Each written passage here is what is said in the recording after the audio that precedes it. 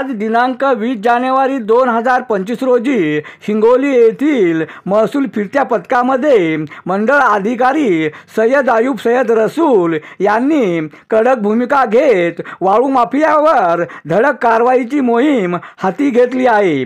आज रोजी गोंड खनिज फिरत्या पथकाने मोजे खरबी येथील नदीपात्रास गस्त घालीत असताना वाळू चोर पळून गेले व त्यांचे साहित्य अवजारे जाळून टाकण्यात आली।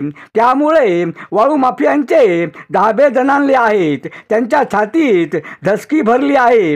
यावेळी मंडळ अधिकारी सय्यद अयूब सय्यद रसूल, तलाठी धनवे वाबळे, मोहिब शेख, पोलीस कर्मचारी तुकाराम राठोड, महसूल सेवक संतोष भानमोटे, परवीन गोरले, पोलीस पाटील शिदोधन भिसे, विनोद राठोड आदींची प्रमुख उपस्थिती होती। अरुण दिपके, TV7 हिंगोली।